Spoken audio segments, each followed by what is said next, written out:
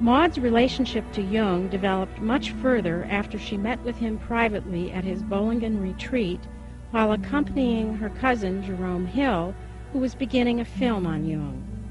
Maud became fascinated with the large stone Jung had carved and placed in his garden in honor of his 75th birthday. She sensed that the essence of the individuation process was somehow contained in the symbols on this stone. She spent many years after this meditating on the stone's symbols.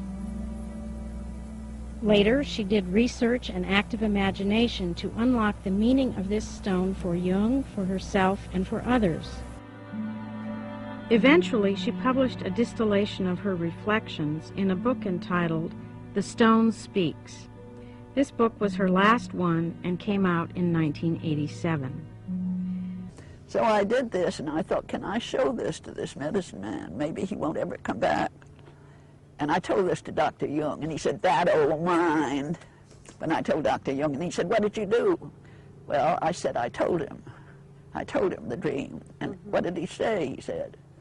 He said, if you were an Indian, it's a good dream. And if you were an Indian, I'd give a prayer over you. And I said, what difference does that make? I want the prayer. So he said, all right. So he gave the prayer.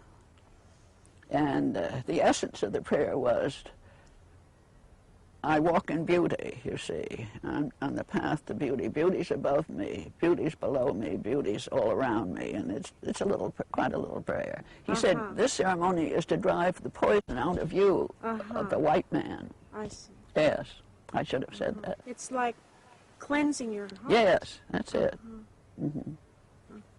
Which opened the way. It really was amazing. It is amazing. And in the middle of it, he said to me, what is the most important thing in the world? And I didn't have time to even think, you see. And I said, a heart. And he said, you're right, but the white man has taken the Indian's heart away. The Indian had a heart before the white man came. I didn't meet Jung again until I went with my cousin, Jerome Hill, to call on him.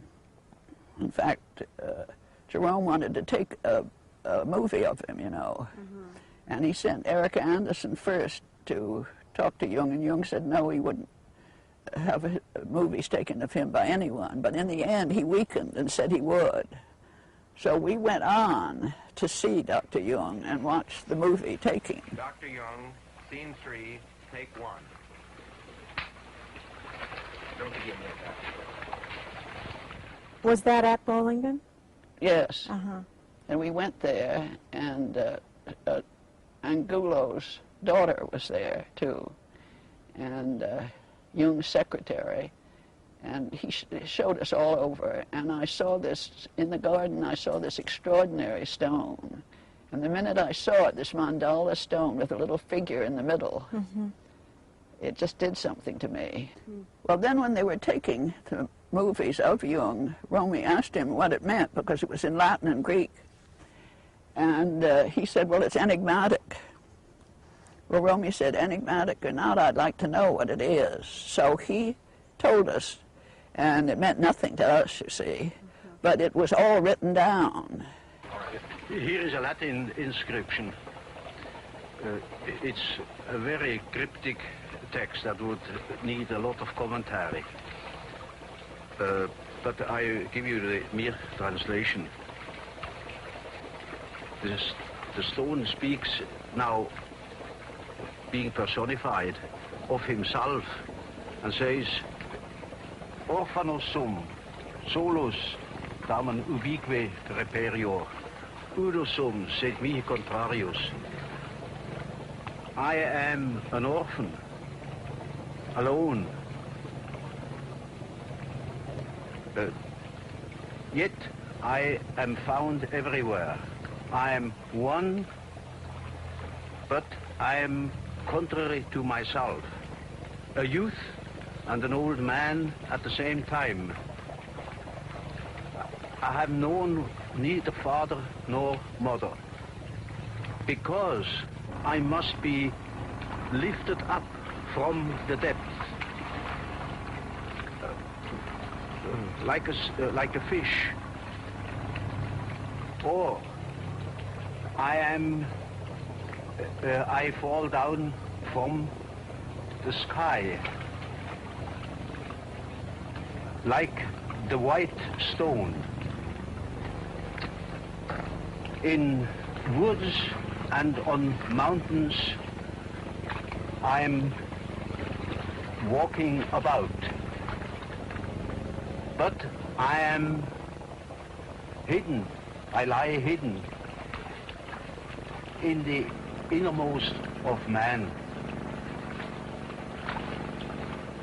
I am mortal for everyone, and yet I am not touched by the mutation of time. And my cousin enlarged a huge picture of the stone. And I decided, he wanted me, for the movie he was doing of Jung, he wanted me to do what I could with the translations of the stone. And I decided that I'd do it for a book. I see. I was so enthralled with the whole thing that I decided I wanted to see if I could find out what it meant.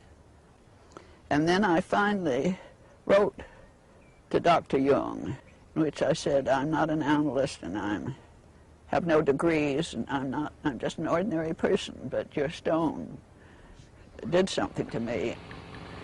Can you show me the quarry that this stone came from? Well, the quarry is right over there. You see there, that's that wall of rock. Yes. Below that meadow. There's the quarry. It's now against the light, you can't see it properly. I think I see it. And then the boat brought it over to here. Oh, yes. Did you order this stone? Oh, yes. Was it for the building of that house? Oh, yes. We had all the stones practically from here from over there. There are two quarries. Well, how did it happen that this one stone came? Well, that's a funny story about that stone. We needed a certain stone for that wall behind the tower, and we gave the exact measurements to the foreman, and he took them down properly. And the next day they brought a load of stones, and but we looked in vain for the stone we had ordered. It was a pretty big stone we ordered. Instead, they brought a perfect cube. Well, that stone here. And of course, my mason didn't like it at all and said they should take it back, but I took it as a hint. I leapt on it at once. I say, now this is the stone I need. And instantly I had the idea I would put it there with an inscription. You know, that cube caught my fantasy. But you'd cut stones before, haven't you? Oh, yes, I have learned cutting stone in that quarry over there. Really? Yes. I have built that house here. Well, how long did you work on it? With two workmen. Well, we had it up practically in 6 weeks. Well, how long did you work on the cutting of this stone? Oh, on the stone, well, off and on since last September. So really a year? Well, a year, yes. But only off and on when I was here. Did you carve all four sides of it? No, so only the three sides. Because the back side is invisible. It's against the bushes. And what, is it sandstone? Yes, it is a hard blue sandstone.